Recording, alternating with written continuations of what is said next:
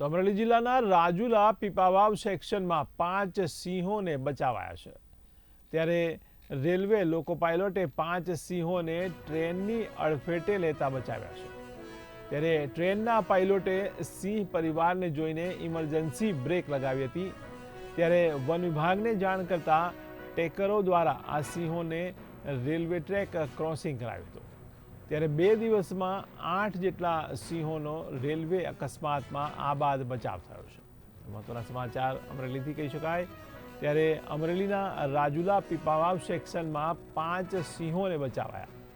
ત્યારે રેલવે પાયલોટે 5 સિંહોને ટ્રેનની અડફેટે લેતા બચાવ્યા છે। ત્યારે ટ્રેનના પાયલોટે સિંહ પરિવારને જોઈ ઇમરજન્સી બ્રેક લગાવી હતી। ત્યારે વન વિભાગને જાણ કરાતા આ સિંહોને રેલવે ટ્રેકને ક્રોસિંગ કરાવ્યું હતું।